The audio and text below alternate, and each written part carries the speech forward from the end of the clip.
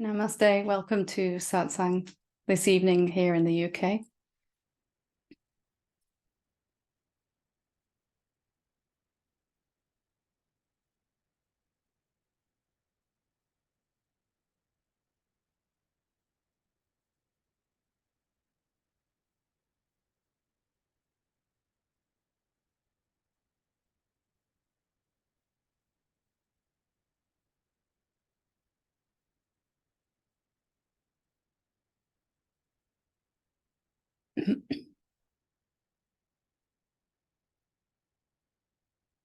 So if you are new to Satsang, or if you're new to this particular Satsang, welcome.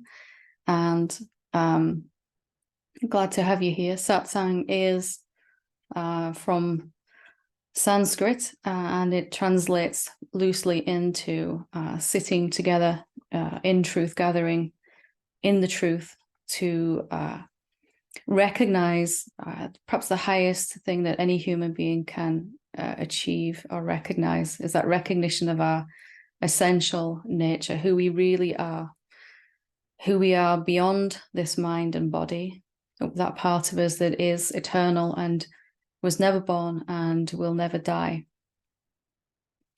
And satsang is the most important thing we can be doing with our time. So it's important that we take a moment just to recognize that perhaps we're actually at the end of a long journey rather than at the beginning of a journey. The very fact that we're sitting here together in satsang means that we have already come to the end of our capacity to remain under the illusion that we are a someone, a person, a separate being, and that we are born and live our life for a certain amount of years and then eventually die. Our body is born and will die eventually. But already we're coming out of this illusion that we are something limited and temporary. And this is really what satsang is for, the most important human endeavor of all.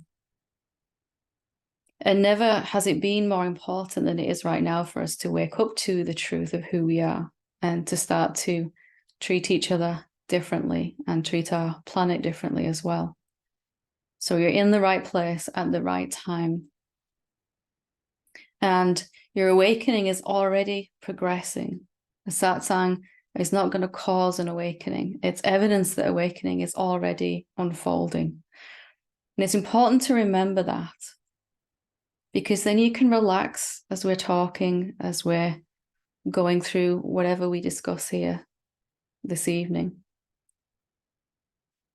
You can relax because you don't have to make your awakening happen. You're already much more than you could possibly imagine.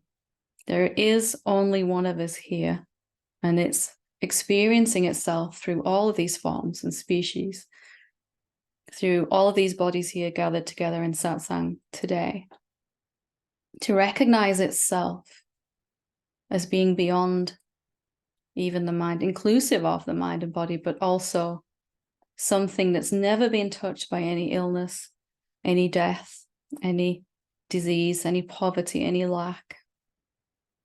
Something that is unchanging. And the feeling that's coming to me right now is that we could do some self-inquiry here tonight. Self-inquiry in my own journey was the simplest and fastest and easiest way to understand, not only understand, but to experience what I actually am.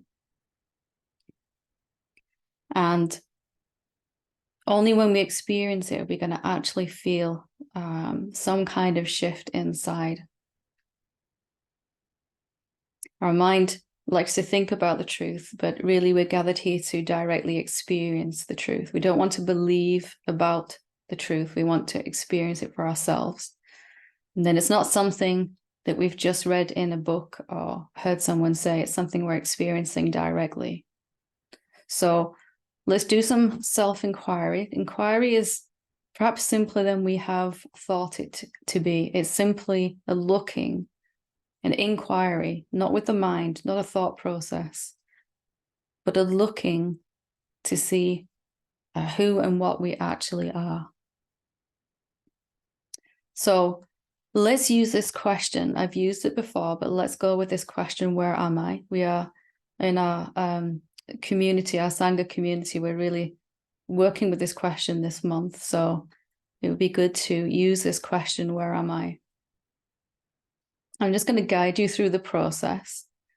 And as you're following along, if you try not to float off into a nice kind of deep meditative state that feels good, but it will maybe stop you from really seeing who you actually are. And don't worry if you get stuck at some point. Everyone, including myself, when we begin self-inquiry, we get sometimes a little lost along the way. But wherever that happens, it's only to show you perhaps where we could bring some attention and some focus. So let's begin with this question, where am I?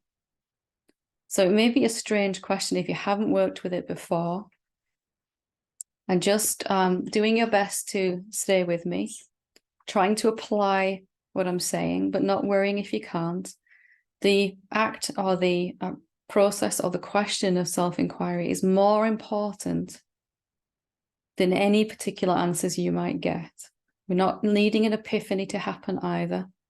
It really doesn't matter. So if I ask you, where are you? Perhaps most of us would first of all point to where our body is. They'd say, I'm here, I'm pointing to the body. And of course, there's nothing wrong with the body, but the body is going to go at some point. And so it really serves us to find that which is before and beyond and during, and will remain after the body, the consciousness, the presence, the infinite self, by whatever name we're calling it. So where are you? And I will take us through this, and then I will open it up here live to see if anyone wants to do this with me live here. I think that would be really good to go through, just to take it deeper. So you know where your body is, but where are you? Just asking that question and see if you can find where you actually are. You might have a feeling, well, I'm just here in this body. And that's normal, it's okay. But are you only in this body? So when I looked at this myself, I'm definitely in here because I'm using it to talk right now. But is that the only place I am? Am I only here? And when I ask this question, where am I seem to get this sense that I am a someone here. But to answer this question, where am I, we have to discern what kind of evidence we're going to accept for this. If our body isn't going to be here forever, then let's not include that in our inquiry for now. So where am I? Just looking. Can we use thought answers? Well, not really, because thoughts are happening in our brain and that is going to be gone. We're looking for what's permanent about us. Nothing wrong with thoughts and the body, of course. Can we use emotions to tell us where and what we are? Again, not so much because they're happening inside the body, which isn't going to remain.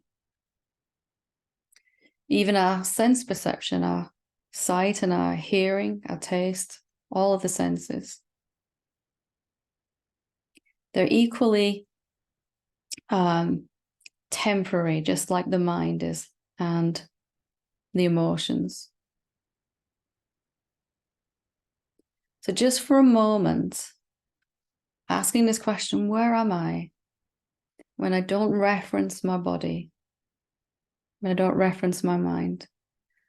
Where am I, the one that knows, the one that says my body, my mind? Where is that? Where is that self? Where is this thing that I call I? Is it a thing? Can you find it? You are here. Definitely you're here. But where are you precisely? Can you prove that you're only where your body is? Feels like, seems like, but is that actually the case? In our inquiry, we want to be sure what we can actually prove or disprove. When I asked myself this question, where am I? I felt like a limited, separate being at first.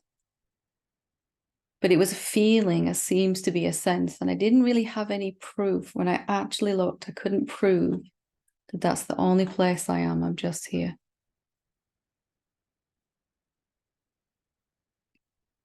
So just staying with this question a little while longer. Where am I? And whatever answer comes, just looking at that, is that a temporary answer or is it here forever? Any thoughts that come from the mind, they're coming and going, they're not going to stay. If you feel confused in your body about the question, I don't know if I'm doing this right, says mind, there's confusion. Is that going to stay forever?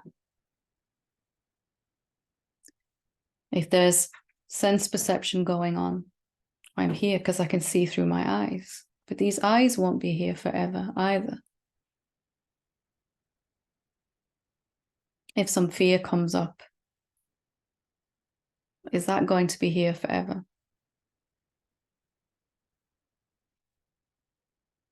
So just sifting and sorting through these answers and looking at which ones are permanent.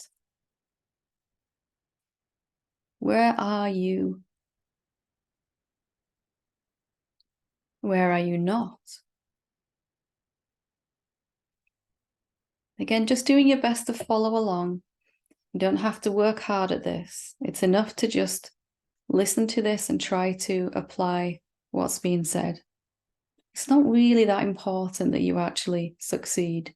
Just the asking and the challenging of these ideas is enough.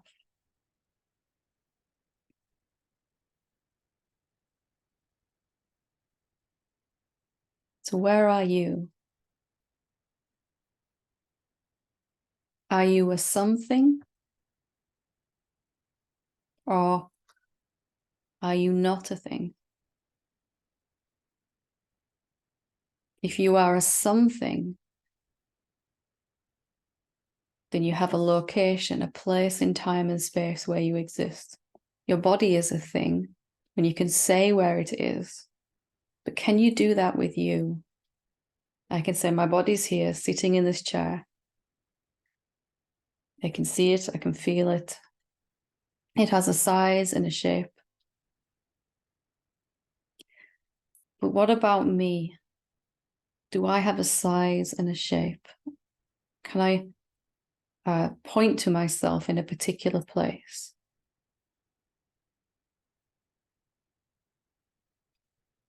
So just checking this out with me. Can you find something tangible called you?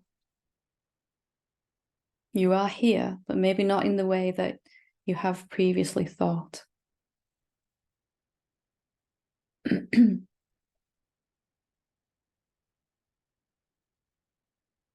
Just exploring this question, where am I?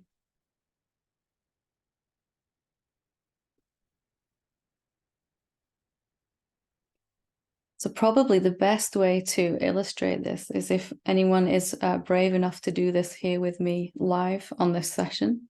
If you do want to, feel free to put your hand up and we'll go through it live here, one-on-one, if you want to. Okay, we'll go with Sri Vidya first.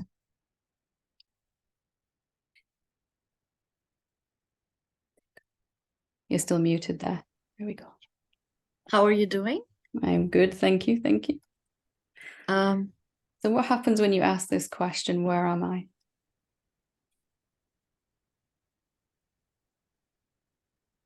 So I've been having this challenge with questions. Is this true? And even where am I? When I ask a question, after that, I completely forget. I'm not observant of the answers. Let's not think about what's happened before. Let's do it here together now. Okay. Yeah. Okay. If that's okay, yeah. Yeah. So what happens when you ask this question, where am I? There's no right or wrong answer here. We'll just see what happens. You know where your body is, but where are you?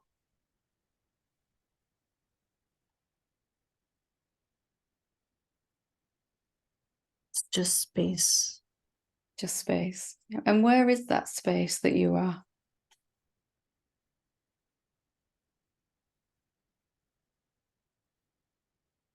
Can you say where it is and where it isn't? Is it different?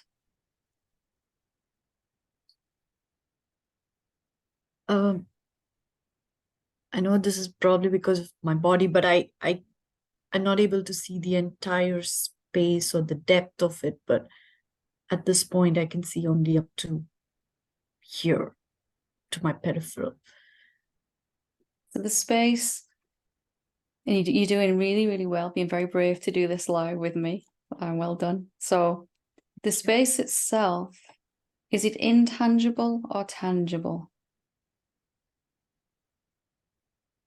Tangible. Really look at that. Really have a look at that and see. It feels like it's tangible, but have a closer look. It's intangible. Oh, intangible. Sorry, my apologies. So if it's intangible, can it have an edge? Can it stop? Take your time with this question.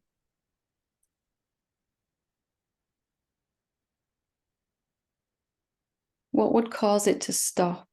Could anything cause it to come to an edge or an end?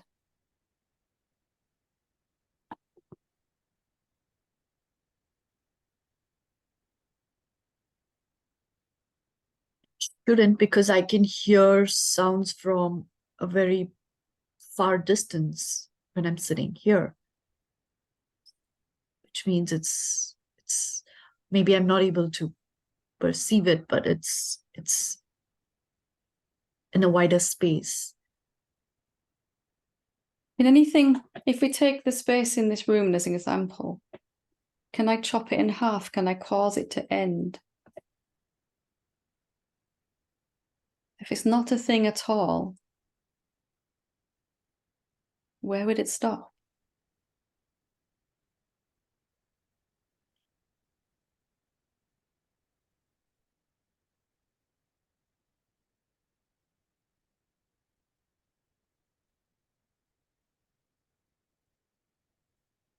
Where there are walls, it ends, but after that also it continues. It's the same quality as the space that I'm in here. So I asked you where you are, and you said there's just this space, and you say that it ends where a wall is. I want you to just, in your mind now, just zoom in close to that wall edge and see, does the space really stop at the wall? It's a common idea we hold on to. But can something tangible like a brick wall actually stop intangibility?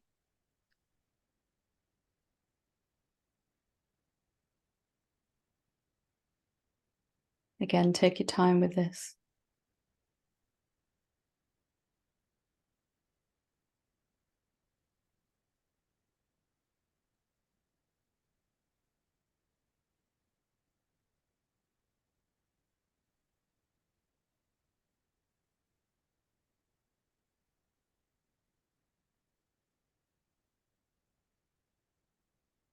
We could put a brick wall inside the space. But is that space, that emptiness, is it stopped? Is it broken?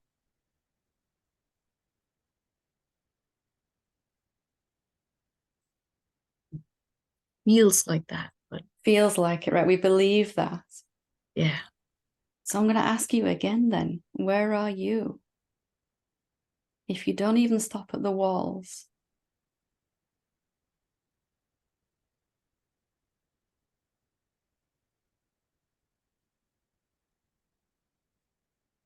Everywhere. wonderful, wonderful. And even as we're talking now, there'll still be a sense that you're just there. Also a sense of being a someone. And that doesn't have to go away. It's not in conflict with this greater self, is it? It's just happening inside.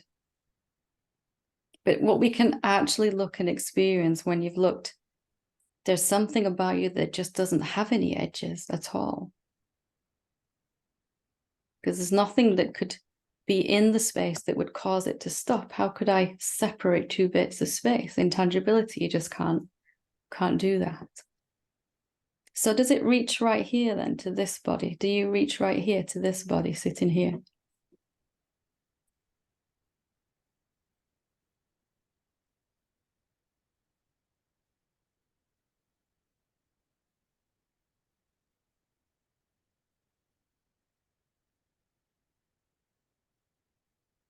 I close my eyes, I only find space. I don't see anybody, any physical body or So from the perspective of that infinite space, there really aren't any forms. There's just some places that this infinite emptiness that you are is invisible, and some places where it's visible. Invisible, visible, visible. So there's just you everywhere.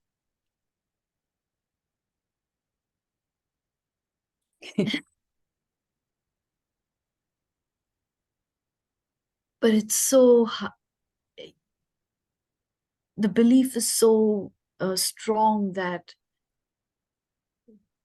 there is a separation from the other person, and it's very hard to see myself in the other person or the other person in me. Do you need to change that though? Or could we just, maybe it is about now focusing on that part of you that's everywhere. When we look at forms, apparent forms at least, because you just said there aren't really any forms, any bodies. You said, and I agree, when we look at shapes and forms and that bit that's visible and tangible, it will always seem like you and I are separate beings. And that's okay. Maybe that's even on purpose. We can pretend that we're separate and talk, but in the actual experience, we can prove that you're everywhere. And we just did that. And maybe they just sit nicely together. I know that I'm everywhere, and I also seem to be a someone somewhere. And there's no conflict in that.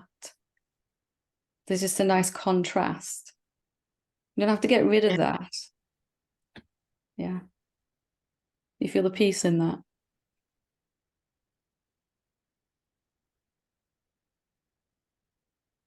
When I keep doing this inquiries every day, when I do it again, the mind is like, okay, I'm bored. I've already seen this. What else is there? It's not, I'm not able to convince. The impact is there the first time, and then it's looking for more and more, and I don't find the same impact every time. Doesn't matter. Just doing it is shifting. Every time you look, even if there isn't a huge aha moment or anything, every time I look and see that I can't find an edge to me, I can't find where I end. To my body, yes, but not to me. Then it's shifting inside our capacity to believe, to go back to the old way of thinking.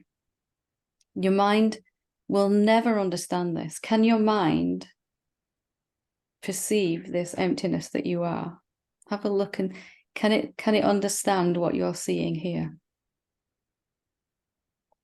So it's never gonna, it's not like my mind one day said, oh, you know what? You actually are formless. Well done. We can, rest now. It just never happened like that. It just became less and less important what it was saying, because it can't perceive what you really are. Yeah. Okay. Well done. Well done. Amazing. Thank you. Thank you so much. Thank you. Thank you for being brave enough to do this with me. Thank you. Okay, we'll go to Caro. Hi. Hello, Helen. Wonderful. So Yep. what happens when you ask this question inside, where am I?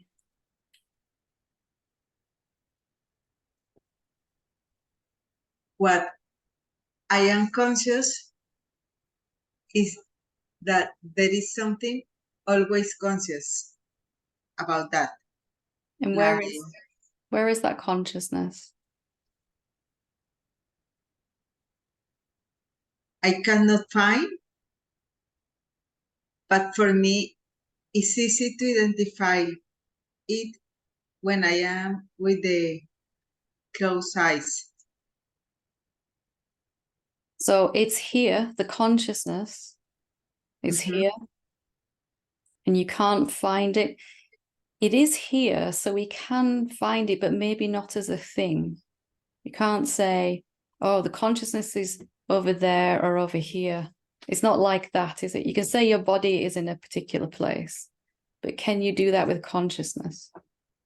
No, but when I am really, really focused in the question, it's like I feel something behind my eyes. So Is that, though, that feeling behind your eyes, is that permanent? Is it always going to be here?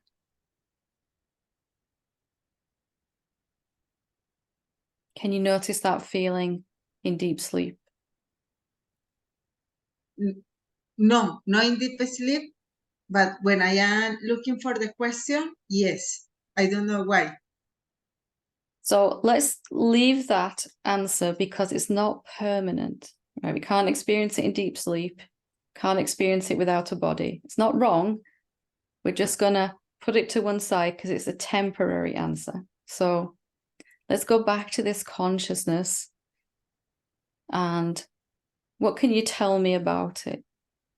Is it a thing or not a thing? Is it an object? It's not an object. Form or formless? Formless. And how big is it? How what? Sorry? How big? What size is it? No. I can't. It's without form. Then I can't see any size. I feel just like a presence. Mm-hmm. And can you point to it in one particular place? Can you say where it is and where it isn't? Again, I cannot identify, but I don't know why, I feel some presence behind my eyes. I don't know why. So, okay, so if your body wasn't here, it's not going to disappear, don't worry. We're just hypothetically. If your body wasn't here, where is the consciousness then?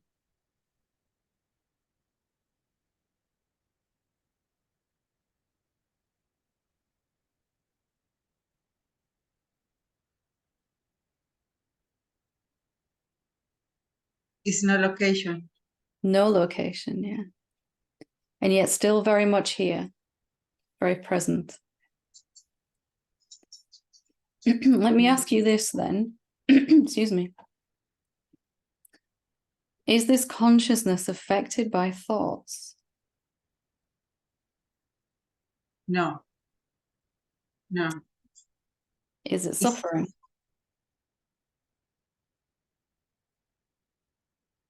No. Is it trying to wake up to the truth even?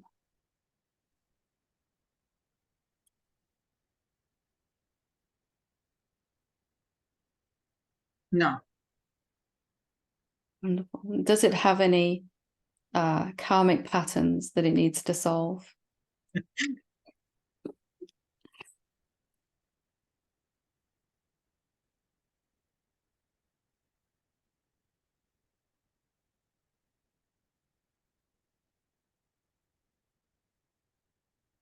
No.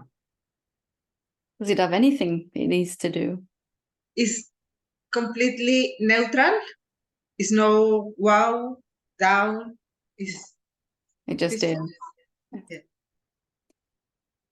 So just checking out the consciousness with me, experiencing it right now.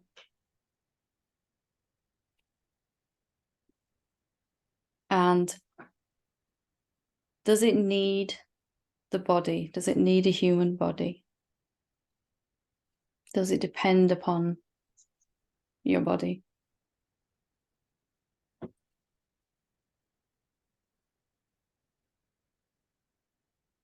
No.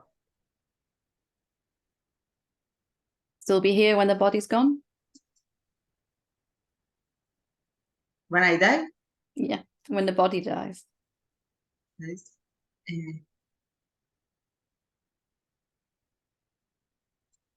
I think so. So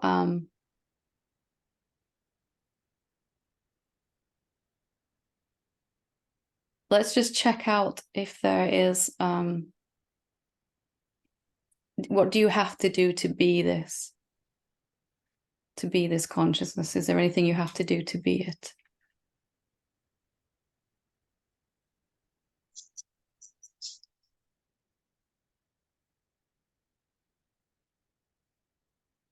I don't have to do anything, but I need to focus in order to know that it's there. Because if no, I don't know. Does it need to focus? Does it forget itself? If it's looking at thoughts, does it suddenly disappear or forget itself?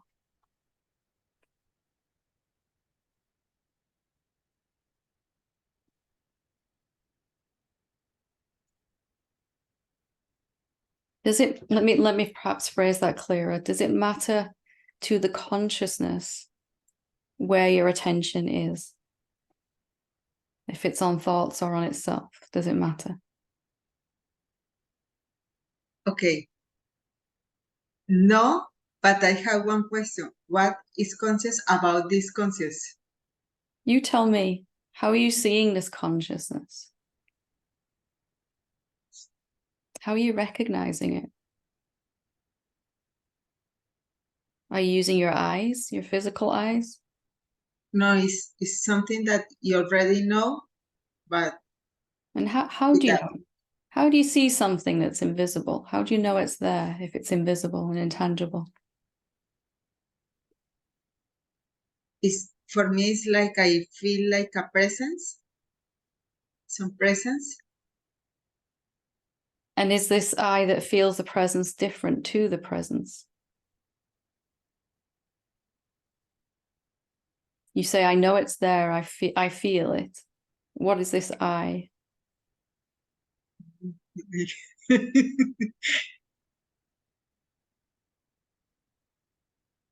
Is the there same. It's the same. the same? Same. Yeah. Okay, but when I am not conscious about this conscious, what is that? Are you conscious of consciousness, or is there just consciousness? Have a look and see.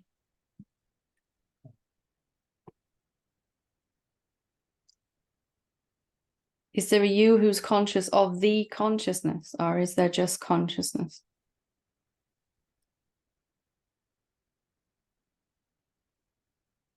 The second is just conscious.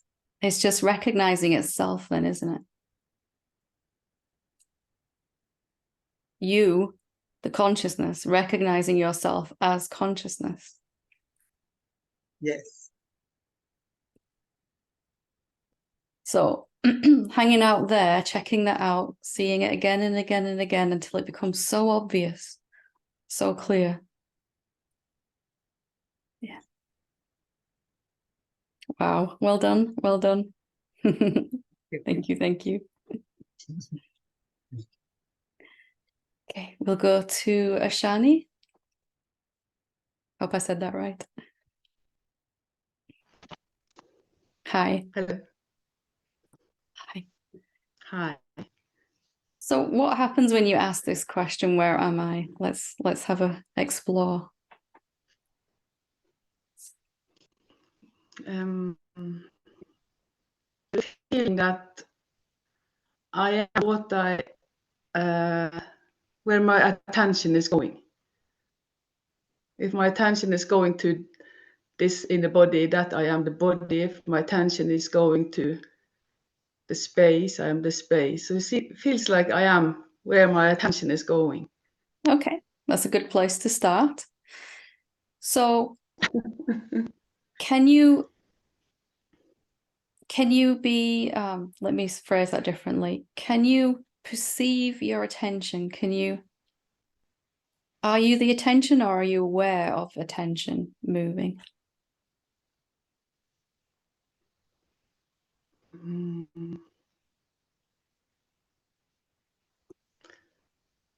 I'm aware of the attention is moving. Because you know, right? You know, right now my attention is really focused, or you know, actually my attention, it's all over the place. It's just it's jumping around. Yeah. So Yeah. you can't be the attention then. You can see attention in front of you. Yeah. Yeah. So what are you then? What are you? You feel before even attention. What do you find then if I ask you, what's before attention?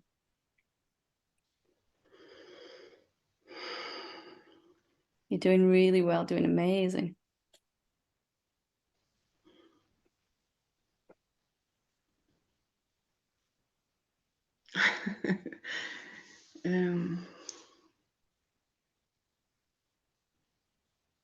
What is this I that can see even attention, this sense of I? Is it a thing or something different? No, it's not a thing. It's it feels more like silence. It's a kind of silence. Yeah, wonderful.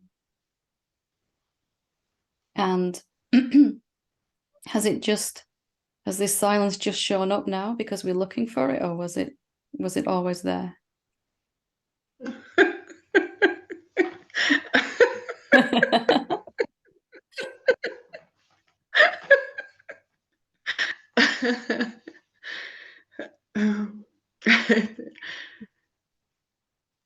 It has always been here. It feels.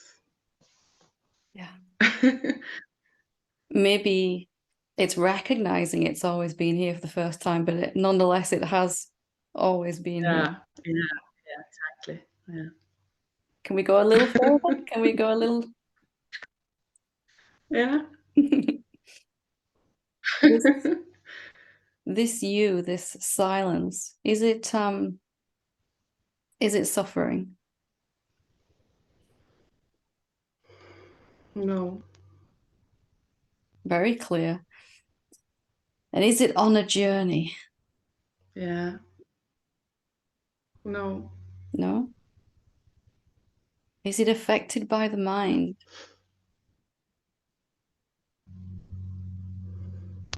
No. Does it does it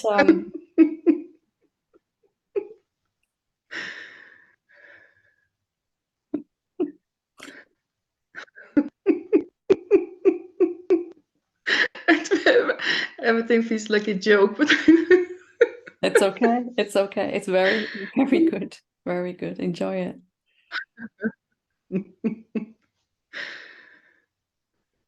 It's so very freeing to see, wow, I'm not even the attention. Because then attention can do whatever it likes, and you're just resting here, this silence, this stillness. Yeah.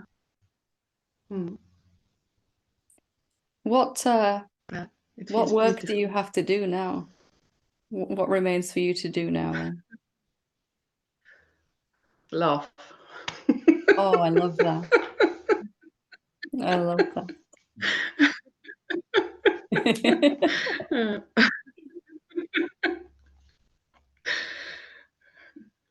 Wow, well done. Well done. So just checking this out as often as you can. What's before even attention? Just seeing it again and again as often as you can until it just becomes so obvious. That's what I am. Right now it's like, whoa, you know, like I've just finally seen it.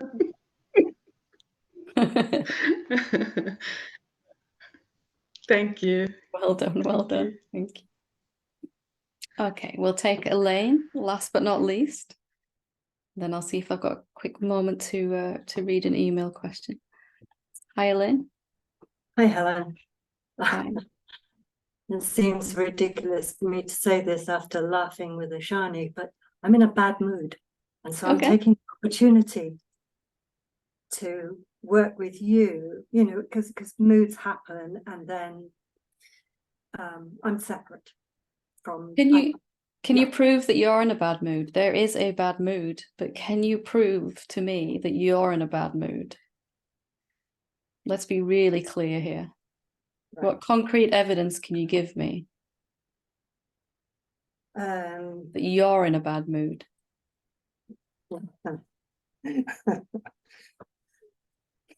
Right. Which you're? Okay. The you're that wants to come in and smash everything to smithereens and say, I'm not doing this, I'm not playing, is in a bad mood. And is that you? No, and it's probably here, but it's quite like, it's very niggly. It's a niggly, yeah. There's some things in a really, you know, could really have, you know, yeah, full on. because and the more I'm drawn, the more it's saying you've got to get out. You know, this is getting a bit risky. Very risky right now. This is just totally, you know, you should really run for the hills now while you can. Absolutely leave. And yet you raised your hand anyway. I raised my hand anyway, despite sitting here saying, no, do not do that.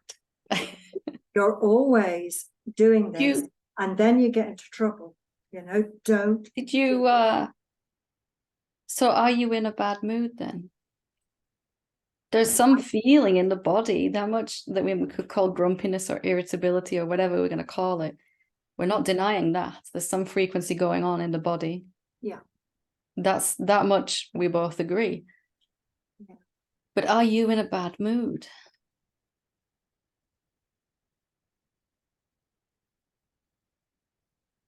We just need to be clear what we can actually prove. We take these things for a fact. I'm in a mood. And I was very quick to label that, you know, this is a mood, and not actually go any further into perhaps, I don't know, investigating it. And that's okay. We all do that. We say, I'm tired, I'm hungry, I'm upset, I'm happy, I'm, you know, whatever. I'm broke, I have no money, or whatever it is we're doing. But and that's a habit. So we're just turning that around by just actually stopping and saying, can we actually prove that? And even the recognition that I can't actually prove that I mean, we looked with the previous people and, you know, prove that who we really are isn't suffering. But it's actually enough just to say, you know what, I can't actually 100% certain truth hold my hand up and say I'm in a mood.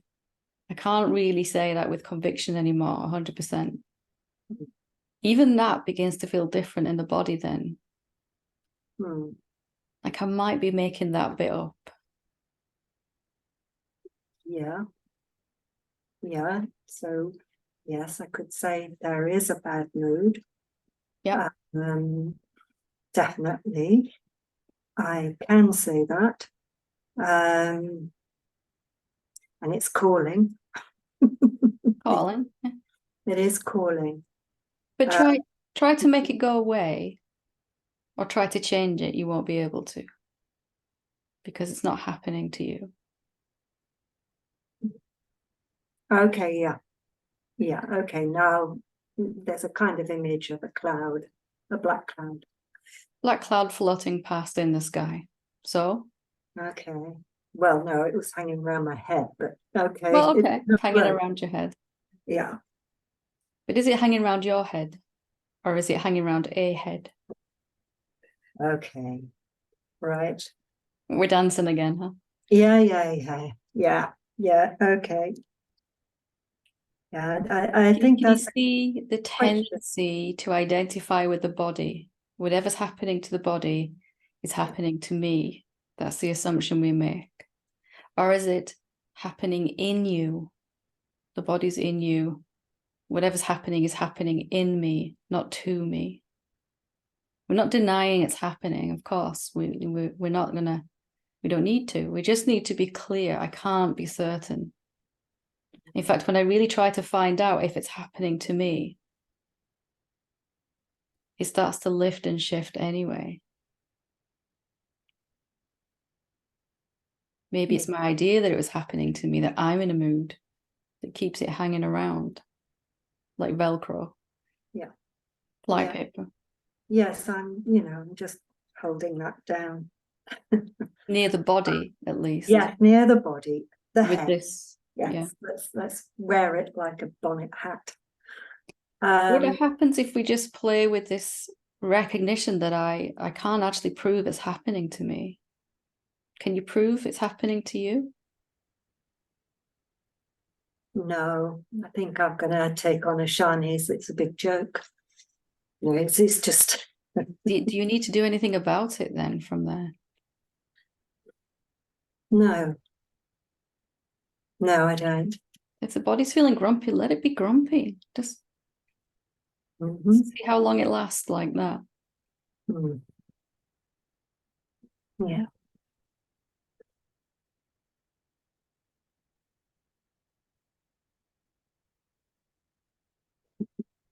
It's still there? No. Not that way. It's gone away already. Yeah. Can you see how powerful this is then? That when I feel it's happening to me, I actually keep it here with that belief. Yes. Yeah,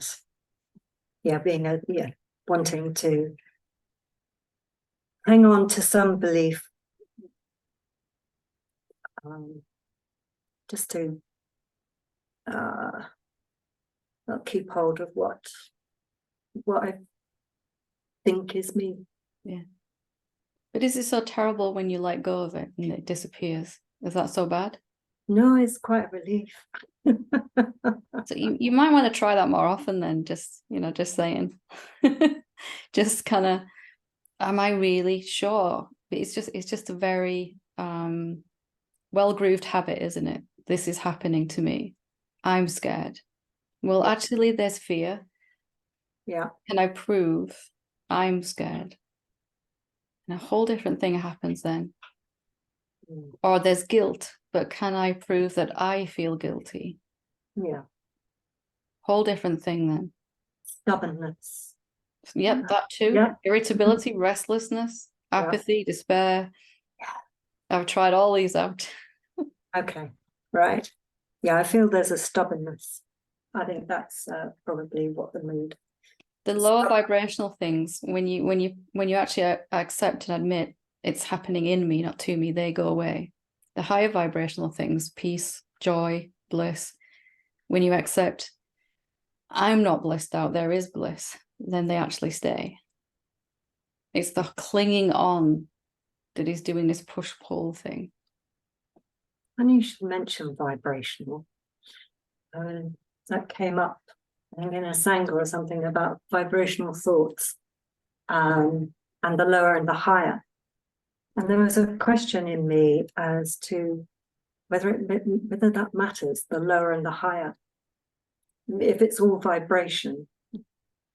So, you know, when Only you if you say say be it does. grumpy Mhm. and it's a lower vibration, and you say be with it. If it's bliss and it's a higher vibe, be with it. So It's is there only any it's difference? only lower though. It's only still grumpiness because we're clinging on to it, trying to change it. The Okay, moment you let go, yeah, it shifts to a higher frequency anyway. right. It's peace in the process of becoming. It's peace hiding as grumpiness. Okay, good. Right. Fantastic. I've got several questions there answered. Thank you. Wonderful. Thank you. Okay, so I will quickly go through to an email question, and then we will leave it there. Dearest Helen, you are offering me enormous inspiration and clear directions to follow, and I'm so grateful. I'm wondering lately where my vocation as a psychoanalyst fits into my approach now as I work in my initial steps towards awakening. I have loved working in this field for 35 years, but it is not at all alarming if I now make a large shift or change. My question is helping heal beings, or at least help them see destructive patterns in relationships, worthwhile? I'm thinking that as we are all one, just how much energy should be put into healing such feelings and emotions. I want to put my energy to the best purpose for myself and others. Thank you so much. It's actually a question that comes up very often.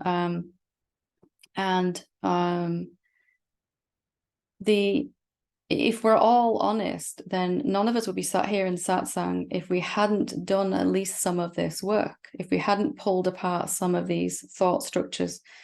I wouldn't be sitting here at all if I hadn't had a whole lot of counseling, therapy, whatever you want to call it. When I was severely depressed, it would have been a very different outcome. And even during my awakening, actually, I had a couple of sessions of therapy just to help me with some big karmic pattern that was coming up. So for you, where you are now in your awakening, you can see the root cause of all of these thoughts is this idea that I'm a someone. But not everyone is ready to see that yet. Not everyone is ready to start down this very direct pathway to actually undo the root of the mind. And so there's very much a need for psychoanalyst, counselor, therapist, all kinds of people that help to work with the mind. You probably find that you're working with people that are just starting out, although they might not realize it, on their awakening journey. So there's absolutely, it's like the root of all suffering is where the trunk of a tree is this belief in being a separate being, but all the branches are all the thoughts that come after that. But we can't even see the root until we've cleared away some of these branches, because this tree is just so overgrown. When finally we can see the root, this idea that we're someone, we can work on that, we can chop at the root. But without someone there to help us clear away some branches, most of us, it's extraordinarily rare that a being just goes from an absolutely chaotic, noisy mind and suddenly goes, wow, I'm not my mind or my body at all, and is utterly free. Even after a seeing, most of us still have to do this work. I certainly did, to actually undo these thought patterns. And I can't think of anything more exciting than an awakened psychoanalyst helping beings. That really is, it gives me goosebumps. So I think you're in the right place, definitely. But again, it's your opinion, your feeling that matters more than anything. We are here in satsang to help ourselves wake up to the absolute truth. But until we're ready for that, we certainly do need people like you around to help us. Absolutely. So hope that helps to kind of give you a sense. You can probably see that with the people you're working with, how much difference you're making with them. I think that's a very useful way to spend your time and your energy. So thank you for sending that in. Okay, we will leave it there for today's satsang. Thank you all for contributing, and thank you for being brave, those that did the inquiry with me live. If you got stuck in the inquiry as you were going through it, just not blaming yourself for that. It's totally normal at first. The inquiry is very direct. Just running through it again, watch this again when it goes on YouTube, and just see if you can just notice where you get stuck. I'd like to break through there. Just a little intention, no hard work at all. Just a seeing and then a letting it go. So thank you. Namaste.